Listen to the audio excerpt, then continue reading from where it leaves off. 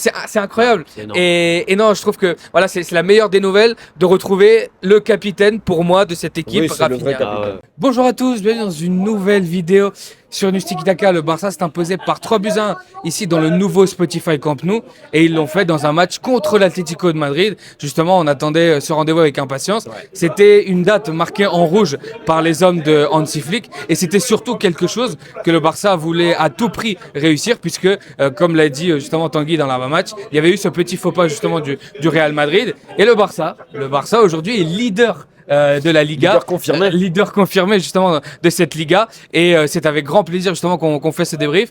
Avant de commencer, c'était mon premier match au nouveau Spotify Camp Nou. J'ai envie de dire que c'était une soirée parfaite aujourd'hui.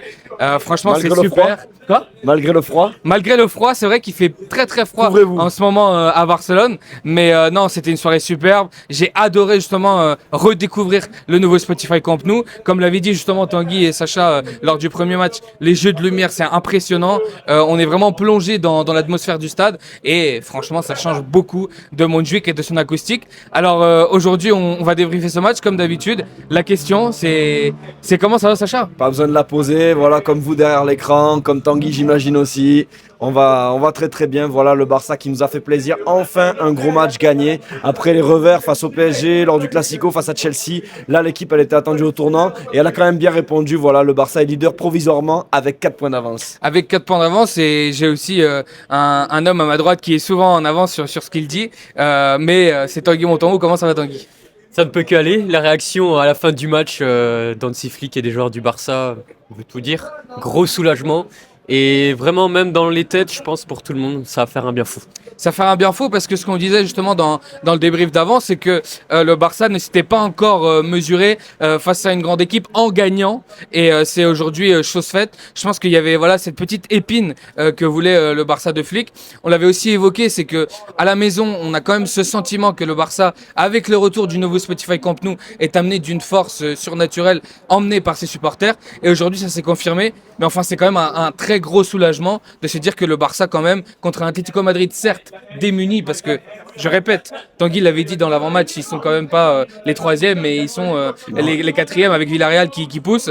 Mais enfin, quand même, c'est un très bel Atlético Madrid aujourd'hui qui ouais, fait voilà. face au Barça. Ouais, non, c'est un super Atlético. Il leur manquait juste le Normand et ça va revenir l'Orienté, voilà.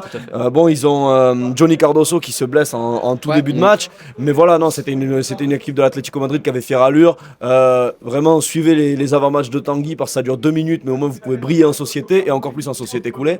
Mais non, sinon, il restait sur une grosse série de victoires, voilà, comme à chaque fois un petit peu. Et au final, non, le Barça très sérieux. Le Barça a pris le match par le bon bout malgré ce premier but encaissé. Mais voilà, on a senti un Barça qui était quand même qui est en train de reprendre du poil de la bête. Rafinha l'a dit juste après la rencontre. Voilà, petit à petit, c'est une équipe qui est en réaction. Ils avaient noté vraiment ce match dans le calendrier. Ils voulaient faire forte impression. Et je pense que c'est un match qui peut définitivement lancer ce Barça dans cette deuxième partie de saison.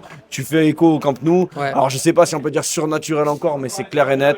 Voilà, il y a quand même un vrai soutien. On sent quand même une proximité. On voit que c'est quand même différent. Ouais. Et dans un match comme contre l'Atlético de Madrid, alors là, il y a beaucoup de chants contre la Porta, de chants pour la grade d'animation. Aujourd'hui, on n'a quasiment rien eu. Pourquoi ? Parce que les coulés ont répondu présent. Honnêtement, il y avait beaucoup de chants. Il y avait de l'ambiance. Et peut-être aussi que quand on met un moins 50% pour les sociaux, eh ben forcément, oui.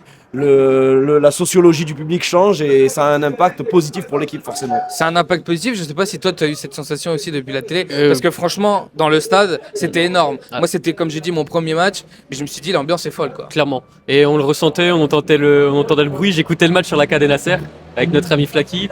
Et Flaky disait justement le Barça à domicile. En Liga, c'est 100% de victoire cette saison. Et on le ressent avec le public que ça a été quand même à Montjuic. Et surtout là au Camp Nou. Et voilà, on sent cette différence. Je voulais parler aussi de l'Atlético qui m'a fortement plu et je m'attendais à cet Atlético là ce soir quand même. C'était une belle adversité c'était très très fort. T'as oublié de souligner la blessure de Baena, je pense qu'elle a fait beaucoup de mal au Feneros parce que pour moi quel joueur Baena, désolé, c'était le meilleur côté Atlético de Madrid jusqu'à sa blessure. C'est un joueur pur, il est magnifique. Et pourtant il évolue avec des joueurs comme Julian Alvarez qu'on connaît très bien et qui est très demandé ici. Il tente qu'on vienne sur Julian Alvarez pour parler d'un homme en particulier. Exactement. Et pour finir un peu pas mon allocution, je suis pas président non plus, mais voilà, j'avais mon petit message du padre ce soir qui me disait peut-être qu'on a retrouvé le Barça de Flick et c'est bon signe et il était content et je pense que vous êtes tous contents aussi derrière votre vidéo. C'est ça, et je pense qu'on est tous contents justement. Et justement, lors de cet avant-match, on soulignait quand même dans le 11 titulaire un homme, et je vais commencer par lui, c'est Gérard Martin. Gérard Martin qui, je trouve, aujourd'hui a fait un superbe match. Et vraiment, il m'a vraiment...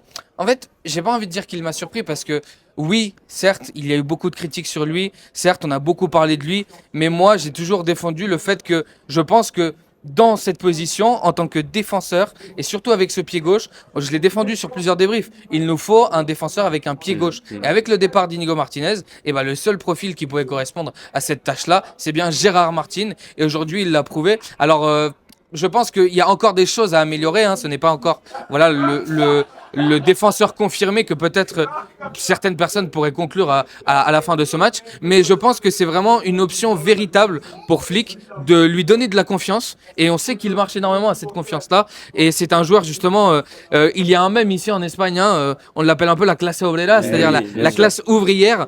Et c'est ce mec-là, en fait, qui s'est battu, la force ouvrière, c'est ça. Il s'est battu justement pour cette place-là. Et il faut rappeler quand même, il y a quelques années, il était à Cornellà. On a quand même un parcours assez dingue. 2-3 ans. Ouais, 2-3 ans. Il jouait contre Dembélé justement en Coupe du Roi. Et aujourd'hui, il est titulaire. Voilà. Et aujourd'hui, il est titulaire au Barça, Sacha. Et il a fait une forte bonne impression. Bah écoute, t'as presque tout dit. J'ai pas beaucoup de choses à rajouter, si ce n'est que c'est vrai que en fait, dans un poste comme latéral qui demande quand même plus de ressources techniques, il a du mal parce que ça, clairement, c'est pas son fort. Mais c'est un défenseur, comme tu l'as dit, il t'offre vraiment des gages de fiabilité et de sécurité. Il est toujours là, il va toujours courir, tout ça. Et franchement, tu l'as très bien dit aussi. Il peut jouer, il joue en fait. De sa manière de jouer aide vraiment un Koubarsi. On a vu un très bon Koubarsi à mon sens ce soir. Et Gérard Martin, non, voilà, c'est un match qui va lui donner beaucoup de confiance. Vraiment, je suis souvent sévère avec lui, mais parce que je trouve qu'il n'a pas les capacités pour être le latéral du Barça. Autant là, vraiment, moi, j'ai jamais vu par exemple Araujo faire un meilleur match que lui cette saison. Non. J'ai pas vu Christensen faire de meilleures performances que lui cette Non. saison. Donc pour moi, c'est un immense oui. Ça permet. Et là, je vais parler peut-être du meilleur joueur du Barça depuis le début de la saison. Tant il est là, présent à chaque match, toutes les minutes, c'est Eric Garcia. Ça Oui, permet très à bien. Eric d'aller donner un coup de main au milieu parce que là, il y a beaucoup de joueurs sur le carreau. Ouais. Donc non, Gérard Martin, pour moi aujourd'hui, c'est un immense oui. C'est un immense oui. Est-ce que ça l'est pour toi aussi, Tanguy? Validé à 100%. Certifié par la street. Évidemment, Gérard Martin, en fait, j'ai envie de le comparer au petit Pousset. Voilà, il paye pas de D'accord. mine, c'est pas le plus grand joueur de foot, mais lui, il va pas laisser des petits morceaux de pain sur sa route ou des petits cailloux. Lui, il va laisser des petites performances à gauche, à droite. Voilà, c'est un gros travailleur. Et au fur et à mesure des journées, il marque des points parce que voilà, comme je l'ai dit, c'est pas le plus beau à avoir joué, c'est pas le meilleur joueur, le plus technique, le plus raffiné. Mais il est là, il est au duel, il répond présent, efficace, c'est ça, c'est de l'efficacité. Et voilà, il a très bien montré ce soir. Et franchement, chapeau Gérard Martin. Chapeau Gérard Martin, et on le disait justement, on voulait que Flick tente cette approche-là avec Gérard Martin, et il l'a fait aujourd'hui. Il y a aussi justement, tu l'évoquais, les indisponibilités. On a reçu justement celle de Fermin Il y a quelques jours, mais là, voilà, surtout Frenkie. Ouais, surtout Frenkie. Et comme tu disais, en fait, il y avait un milieu remanié aujourd'hui. Et moi, j'avais envie quand même de souligner la prestation de Olmo. Ah oui. Voilà. Alors, je vais te donner la parole, mais justement, Dani Olmo, c'est ça qu'on lui demande en fait. Voilà, C'est exactement. ça qu'on lui demande aujourd'hui, et aujourd'hui il l'a fait. Il a été très juste. Alors, On l'a vu. Ouais, On l'a vu. Ouais, alors je sais pas, je vais te demander Tanguy parce qu'on n'a pas vu le replay, mais sur le dribble qu'il fait, Ouais. il y a penalty, Ouais. et ensuite, enfin je veux dire, c'est un dribble fou quoi. Ouais. Je veux dire, c'est derrière la jambe d'appui quand même. Tout à fait. Et il arrive à se sortir d'une situation, et c'est le genre de truc qu'on demandait à Dani Olmo. On en parlait en off lors du dernier match. Les contrôles orientés de Dani Tout à fait. Olmo, c'est ce Tout qu'on à fait. voulait. Et Exactement. aujourd'hui, ça provoque le penalty. Je vais pas te parler de Robert, on va en parler après, mais quand même la prestation de Dani Olmo aujourd'hui. Non, faut le dire, voilà, Sacha. là c'est le moment, voilà. Dani Olmo, il It's time. était à l'heure pour l'Atlético, comme on l'a dit dans notre dernière vidéo. Ouais. Là, voilà, c'est l'heure C'est l'heure où c'est un peu plus compliqué pour moi, mais voilà, encore une fois, quand je pense négativement sur un joueur, moi je suis heureux qu'il me donne tort. Et franchement, aujourd'hui, ce qui m'a fait plaisir, surtout avec Olmo, avant son but, c'est que je le voyais. C'était l'un des rares matchs de lui au Barça où je voyais vraiment qu'il avait un impact, où il était toujours dans le bon tempo, où il allait vraiment aider au milieu. Il offrait des solutions à Koundé, il combinait bien avec Lamine, il offrait même des solutions à Lewandowski. On y reviendra. Voilà, là, tonton, ce soir, tu me mets dans le beau drap. Franchement, on sent qu'il a une bonne connexion avec Rafinha. Non, voilà, moi, c'est ce Dani Olmo là que je veux voir. Et franchement, c'est vraiment dommage qu'après un moment pareil, il se reblesse encore. Non, vraiment, là, aujourd'hui, Dani Olmo, il m'a fait plaisir. C'est un match qui est positif pour quasiment tous les joueurs et je suis bien content que pour lui aussi ça soit le cas. Là où on l'avait vu tellement emprunté il y a quelques matchs, tellement limite être le seul joueur à pas être dans le coup contre l'Athletic justement, il y a une dizaine de jours lors de la réouverture du Camp Nou, et on sentait que c'était le seul joueur qui dénotait. Et ben là c'est celui qui a peut-être permis au Barça de gagner. C'est sûr, et le constat que fait Sacha est assez terrible parce que c'est peut-être l'une des meilleures versions justement de Dani Olmo et il se blesse, Tanguy. C'est ça, c'est terrible. En fait, Dani Olmo, c'est un peu...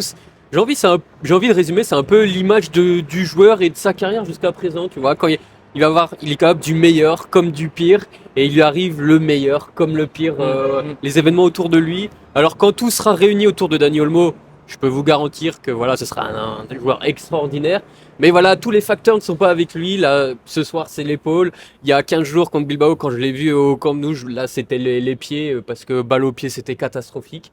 Et voilà, et tu fais bien de souligner aussi ce qu'on avait dit en off lors du dernier match, avec ces fameux contrôles orientés de Dani Olmo, qui est vraiment un peu sa marque de fabrique. Dans la contre-attaque de Flick, c'est très important. Et justement, voilà, c'est extraordinaire. Donc, il y a ce penalty qu'il obtient. J'ai envie de souligner aussi, je pense que sur le premier but, il fait un travail monstrueux en termes de mouvement.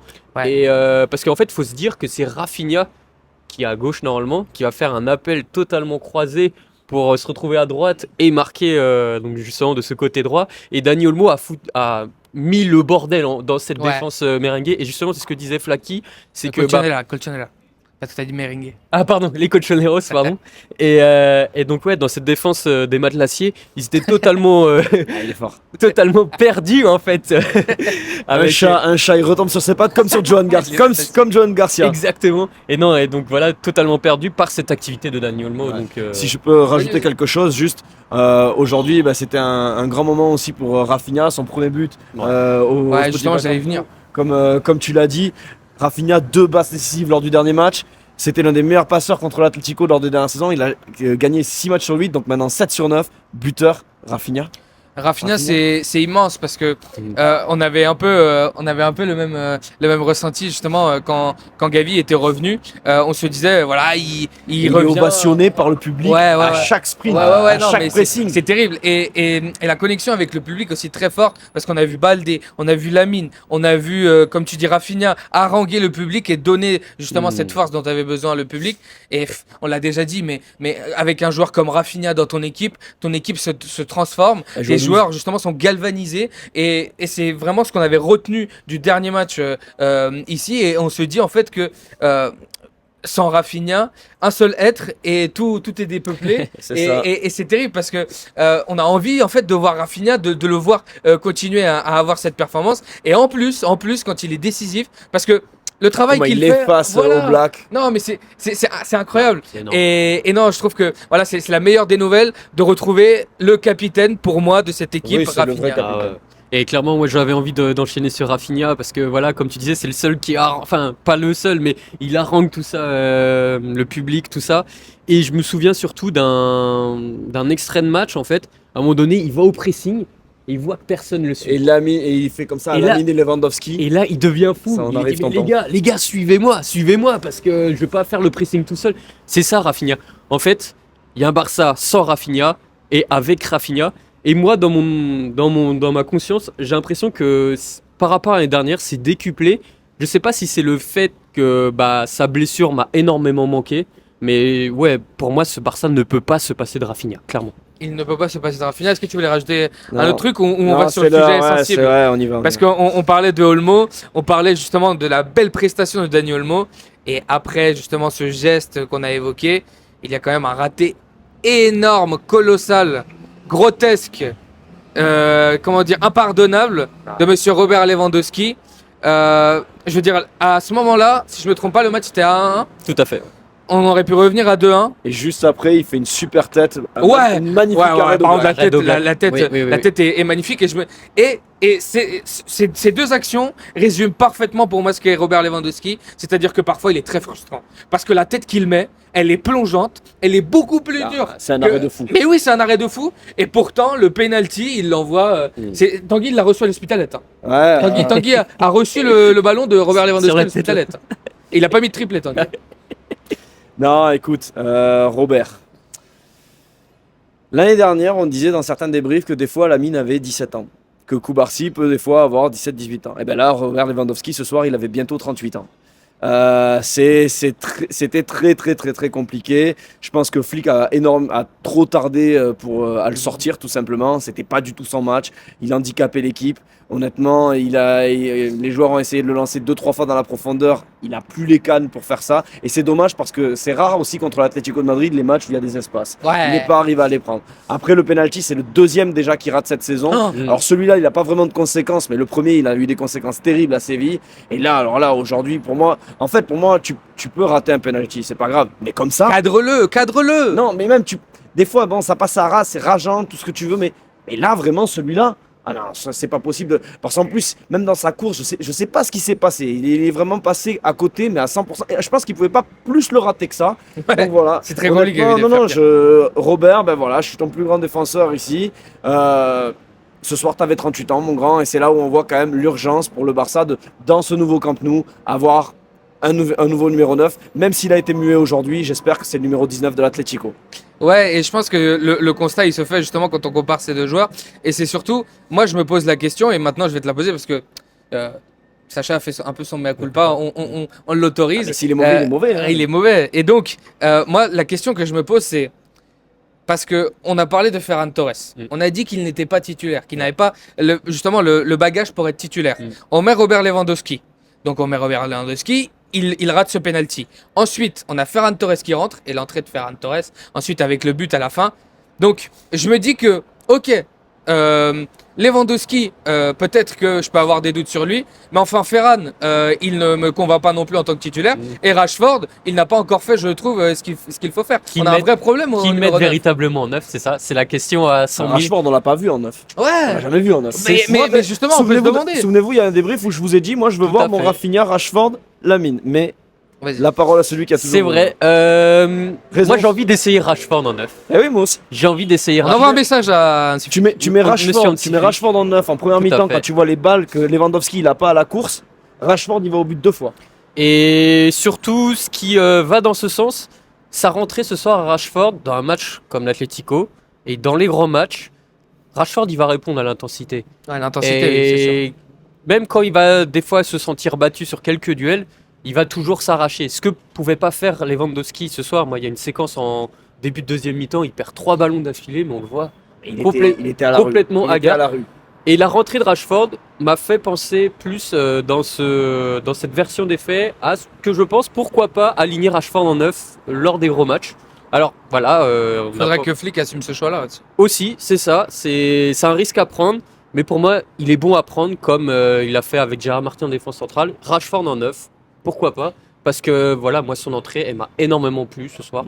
Et il amène d'ailleurs ce dernier but en Sur mode Rashford, au justement, bout là, au bout Là, de la nuit. c'est quand même un débrief où, bon, je tape souvent sur Olmo et j'encense Lewandowski. Mais enfin, Tanguy vous répète un truc depuis le début de la saison, c'est que Ferran, il est meilleur en tant que remplaçant qu'en tant que titulaire. Et comme par hasard, ce soir, c'est lui qui plante vraiment le dernier clou dans ce match, qui donne vraiment cette victoire au Barça. Là où on a et les il met un beau chocottes, but. hein. Et il met un beau but. Ah oui, parce que ça, c'est Ah un truc oui, aussi, ah il faut oui, en oui. parler. Ah L'entrée oui, de Casado. Alors, il y a des gens qui se demandent pourquoi Casado ne joue pas. Moi, Casado, des 6 premiers mois de l'année dernière, c'est un immense oui. Aujourd'hui, c'est un joueur qui est totalement différent. C'est l'ombre de lui-même. Il a énormément de mal, il est toujours en retard, il gratte aucun balle. Non, honnêtement, même moi j'ai du mal. Là vraiment, voilà, Casado, j'ai du mal là depuis quelques matchs. Comparé à Eric, c'est le jour et la nuit. Et on a passé vraiment 15 minutes, je pense qu'on va finir le débrief là-dessus, Ouais. mais en souffrance. En souffrance, parce qu'en fait, à la 73e, si je me trompe pas, Hansi Flick fait le choix. Almada, quand il élimine tout le monde, s'il y a 2-2 là, ça peut très mal se finir. Mais cette oui, affaire, oui. Et c'est surtout que, en fait, c'est le changement. Tu sors Pedri et Rafinha, et forcément, ton équipe, elle a plus du tout la même Elle est gueule. pas à 100% comme eux. Bah oui, en fait c'est terrible parce que moi quand j'ai vu ça, j'étais vraiment très inquiet. Alors je me suis dit parce qu'en plus voilà, on n'était pas non plus sur un score qui allait super. Lamine, il en a eu une petite, ouais. mais il l'avait à côté. Ah, c'est compliqué. Par exemple, bah, Non, il a fait un bon justement, match, j'ai bien aimé ouais, le match, Lamine, il a été assez bon. Et moi, je voulais aussi parler d'un joueur. Je sais pas si tu avais quelque chose à évoquer sur Lamine, mais moi, l'entrée de Dro, encore une fois, moi, j'ai bien aimé. Je suis désolé. Moi, j'ai bien aimé. Mais c'est Et, pas- et alors, attends, laisse-moi m'expliquer. Je sais que Dro ne sera jamais. Enfin, là, il ne peut pas être titulaire. Là, il joue parce qu'il y a plein de blessés. Il faut 5-6 kilos de plus. Oui, il faut Là, 5 malheureusement, dans un match mais comme justement, ça, mais justement dans les intentions qu'il provoque, dans les intentions qu'il donne, il a 5 ou 6 kilos de moins, justement. Mais je l'ai vu assez correct. Il n'a pas peur du ballon. Il y va, Non, il ça, donne c'est des sûr. ballons. Et moi, franchement, c'est quelque chose de respectable. Je valorise ça. Et j'ai envie de dire que, voilà, dans les dernières minutes, mettre Dro, c'est pas ce qui m'a inquiété le plus. Attends. D'accord, ok, je comprends ton point de vue parce que c'est un joueur. Moi, il m'avait impressionné, même s'il avait fait une mi-temps. C'était. Il fait très peur c'est- hein, au niveau de la fragilité. C'était. Quand tu compares avec Sorloth, C'était Ah à bah oui, Montjuic. ça- Ah bah, ça- c'est ça- sûr. peur, Non, mais ouais, d'accord. C'est sûr. C'était à Montjuic et en Ou fait. Anko même, hein. Anko, il était souvent Il sur est lui. très propre techniquement, Dro, donc ça, franchement, je vais pas lui enlever ça. Mais c'est sûr qu'au niveau, bah, c'est frêle. Athlétique, oui. Face à Atlético, quand t'as des Jiménez, des Sorloth en face, Tu peux rien faire. voilà. Et Tu peux encore, rien j'ai cité que 2 joueurs, mais il y en a beaucoup plus. Non.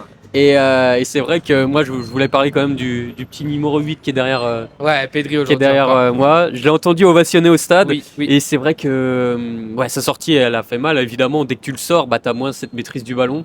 Mais Pedri, encore une fois, faut se rappeler qu'il vient de blessure. Il revient de blessure, c'est sa première titularisation face à Atlético. Non, Bah, il était énorme. il En répond fait, c'est présent. du Pedri. Dans la dernière vidéo, on parlait des mots de Luis Suarez. Il faut que tu sois un 8 ou un 10 au Barça à tous les matchs. Bah, Pedri, c'est ça. Pedri, c'est ça, et je pense que c'est très important justement de retrouver tous ces grands joueurs. Alors, comme on a dit, hein, il y a l'absence de Olmo qui va, on ne sait pas encore combien de temps ça va durer. Il y a normalement Fermin qui revient contre Francfort. Mais il y a un match au Betis des Voilà, week-end. Oui, c'est c'est ça, ça. en fait. Donc, on verra comment Hansi Flick va aligner tout ça. On verra si justement Gérard Martin retrouve encore cette place de défenseur. Je Il pense la qu'il mérite, voilà, il la mérite pour ce match contre le Betis. On verra ce qui se passe aussi, comme j'ai dit, avec ce numéro 9. Hein. On a envoyé un petit message à Hansi Flick. Bon, je sais pas s'il l'entendra, mais bon, si Jules Koundé, si tu peux nous aider. non, mais si justement c'est Rashford en 9 ce week-end, on s'attribuera la médaille, on dira que c'est nous qui avons participé à cela. Donc non, je pense que voilà, on a fait le tour. Je sais pas si vous aviez d'autres Non, choses à c'est évoquer. bon, c'est bon. Non. Bah écoutez, merci à tous d'avoir regardé cette vidéo. Merci à Tanguy d'être là, merci à Sacha d'être là. Merci à vous qui nous regardez comme d'habitude sur tous nos réseaux sociaux, n'hésitez pas à nous suivre. Nous on se retrouve dans une prochaine vidéo comme d'habitude. Bisca al Barça et Bisca News Tiki Taka.